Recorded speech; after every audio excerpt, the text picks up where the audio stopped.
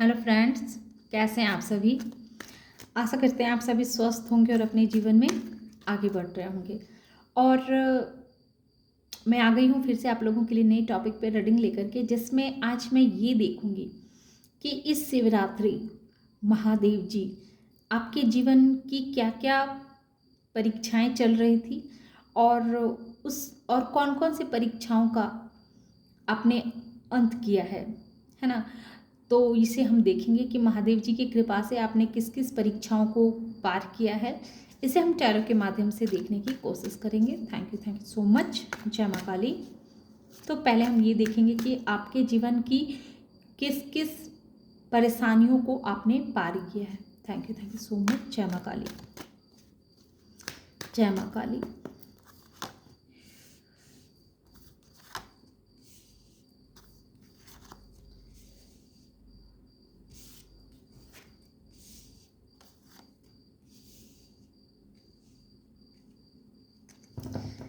तो सबसे पहले हम देखेंगे एट ऑफ पेंटिकल्स कि आपने किस किस परीक्षाओं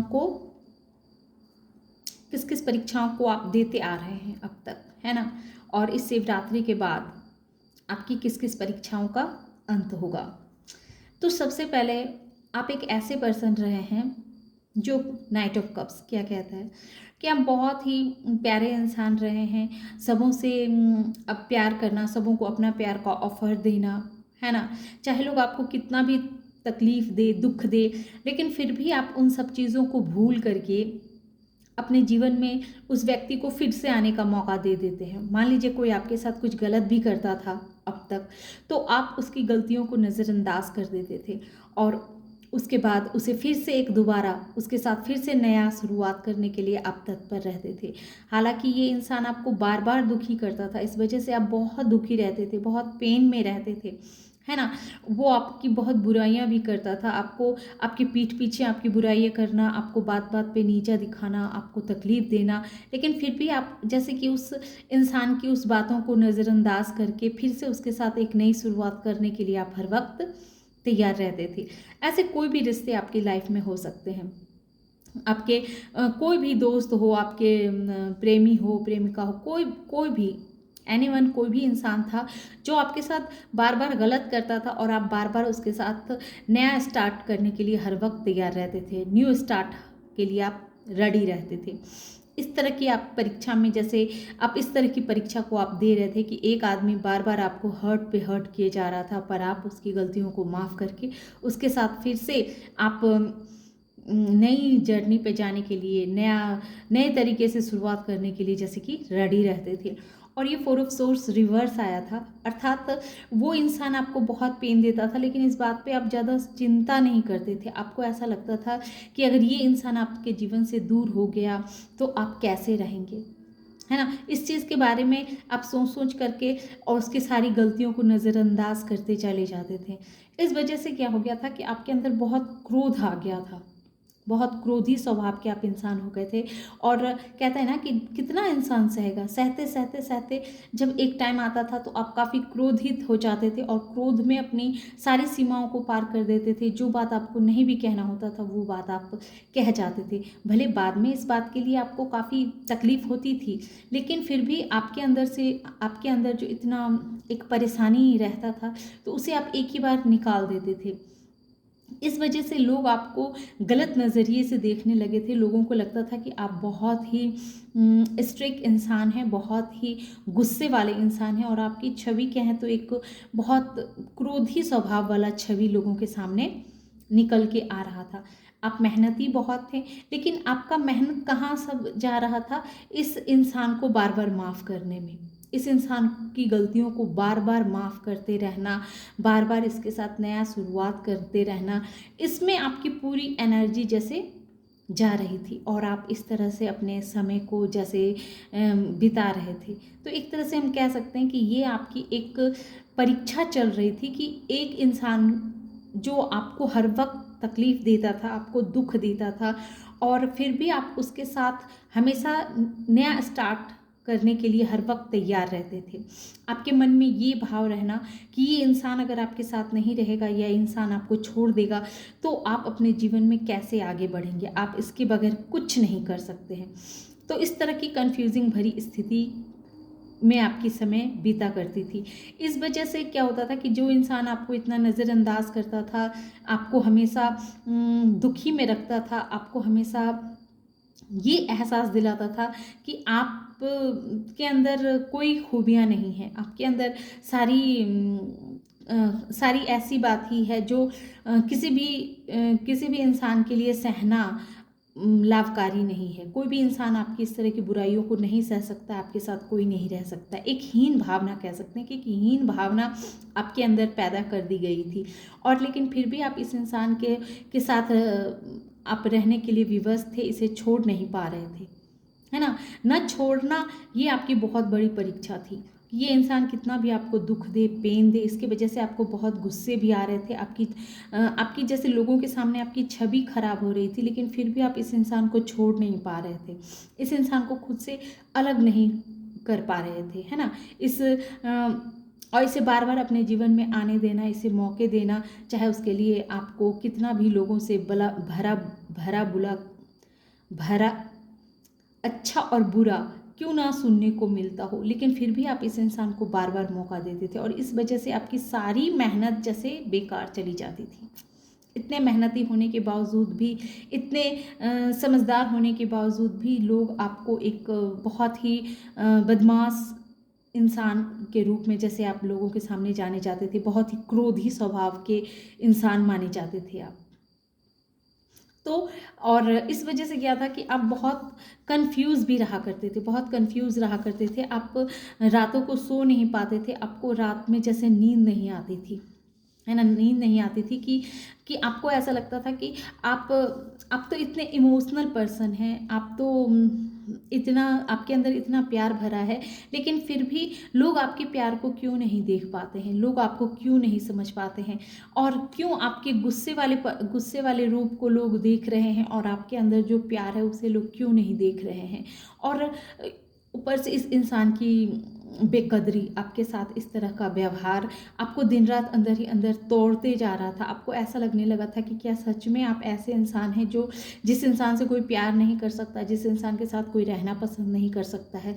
इस तरह की कंफ्यूजिंग में आप चले गए थे, आपको अपने ऊपर ही बहुत सारा डाउट होने लगा था। और ये देखिए टावर मोमेंट, और ऐसे ही करते करते आपके जीवन में एक दिन इतना बड़ा भूचाल आया आपके जीवन में, जो ये भूचाल ने जैसे आपको पूरी तरह से हिला करके रख दिया, पूरी तरह से हिला करके रख दिया। आप अब तो ऐसा लगा कि अब इस सिचुएशन से आपको बाहर निकलना ही पड़ेगा। तो ये कह सकते हैं कि ये आपकी बहुत बड़ी परीक्षा थी। और देखिए टावर का कार्ड भी आ चुका है, अर्थात रियल में आपके जीवन की ये बहुत बड़ी परीक्षा थी, जिस परीक्षा को आपने फेस किया है अब तक। अब मैं देखूंगी दूसरे कार्ड से भी मैंने देखा कि क्या परीक्षा थी, है ना।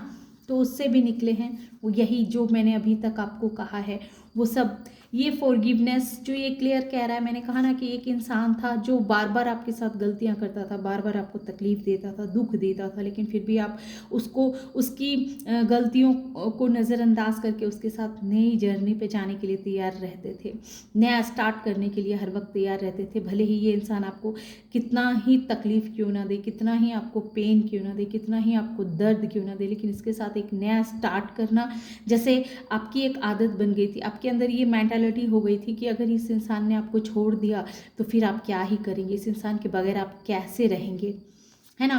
डिटर्मिनेशन जो ये क्लियर कह रहा है कि आपके अंदर इच्छा शक्ति आपकी मजबूत नहीं थी। थोड़ी देर के लिए तो आप अपने आप को कहते थे कि हाँ ठीक है, मैं इस इंसान की गलतियों को अब माफ़ नहीं करूँगा या करूँगी, लेकिन कुछ ही क्षणों के बाद आप इस इंसान को माफ़ कर देते थे और इसके साथ फिर से एक नई जर्नी पे जाने के लिए, फिर से नया स्टार्ट करने के लिए आप तैयार रहते थे।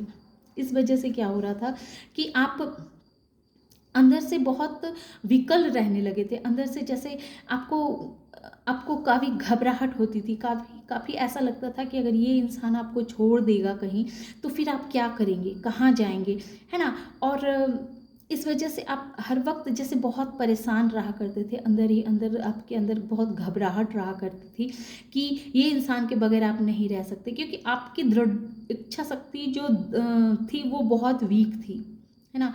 आपको खुद के ऊपर विश्वास नहीं हो रहा था कि आप इसके बगैर रह सकते हैं, आपका भी अपना वजूद है, आप भी इस इंसान के बगैर भी अपनी ज़िंदगी को जी सकते हैं।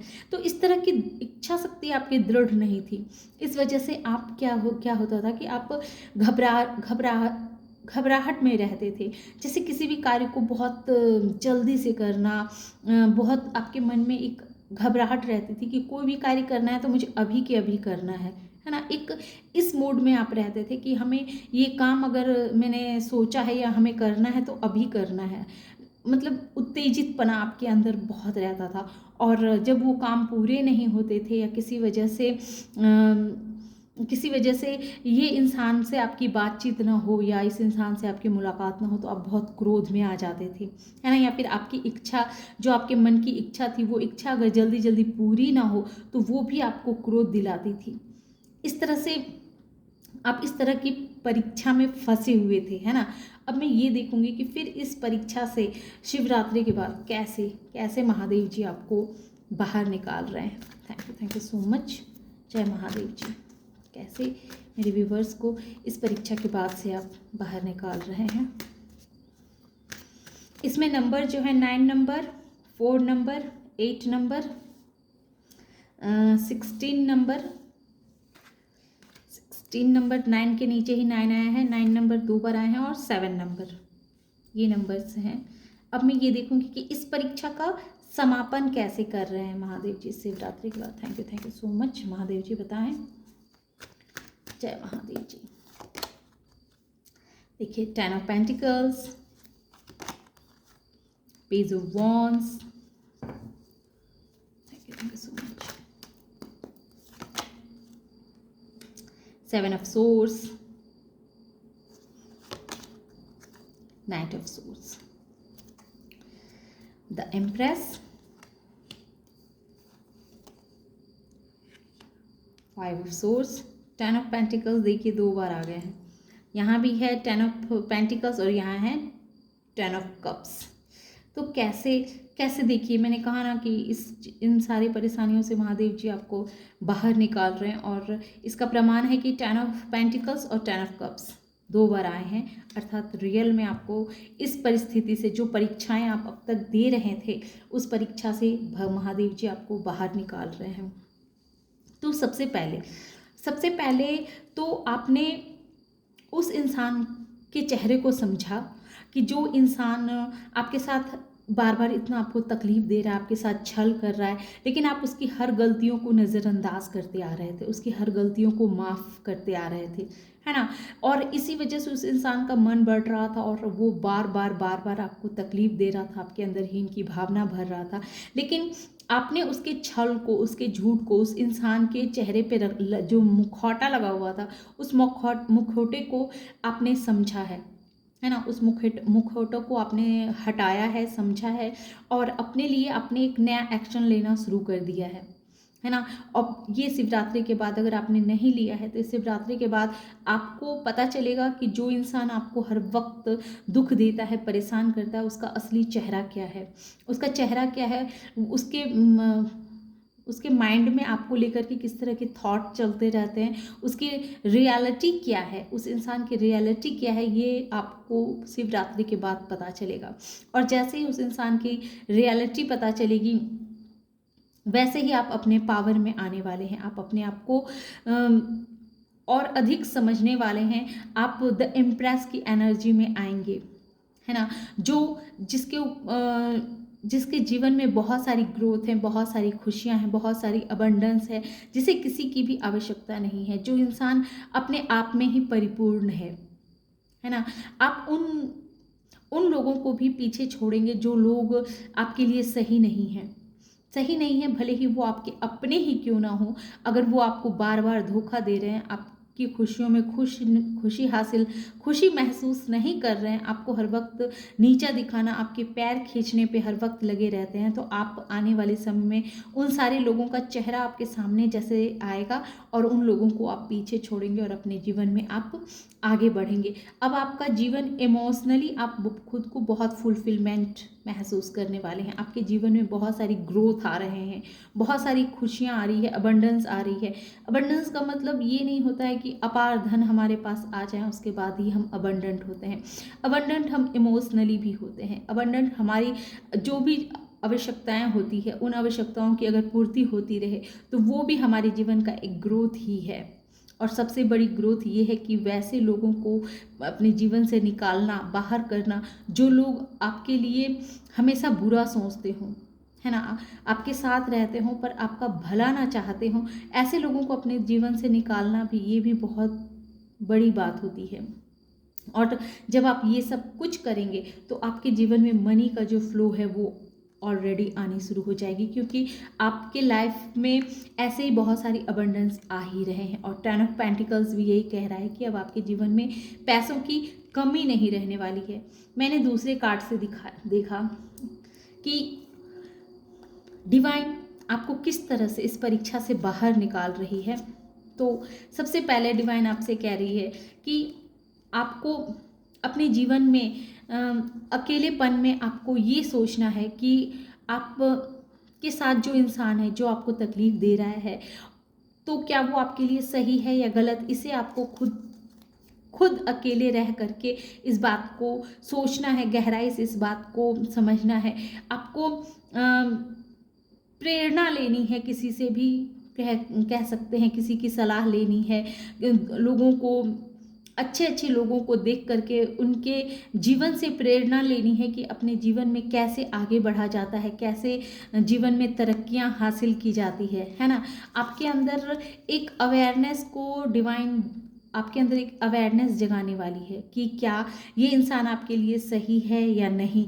तो इस तरह की, या फिर कोई भी सिचुएशन, कोई भी हालात आपके लिए कितना सही है, कितना गलत, इसकी जैसे डिवाइन आपके अंदर एक अवेकनिंग करेंगे, है ना। ये शिवरात्रि के बाद आप इस चीज़ को समझेंगे। आपके अंदर का जो एक डर है, जो एक घबराहट है, उस घबराहट को डिवाइन ख़त्म कर रही है। और जब ये सब कुछ ख़त्म हो रही है तो ऑलरेडी आपकी लाइफ में अबंडेंस आने से कोई रोक ही नहीं सकता है।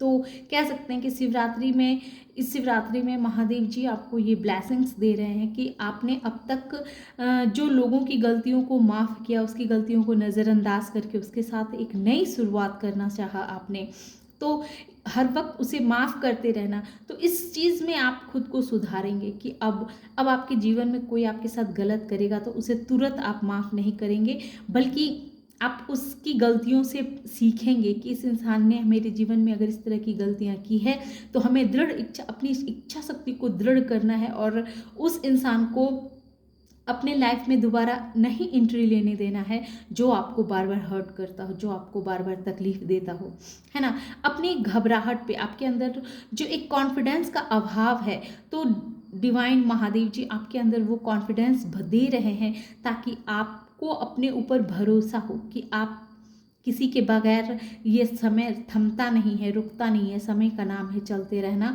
और आपको भी अपने मन से ये भय हटा देना है कि अगर ये चीज़ मेरे साथ नहीं रहेगी तो मैं कैसे रहूँगी या रहूँगा, ये पर्सन मेरे साथ नहीं रहेगा तो मैं कैसे रहूँगा या रहूँगी।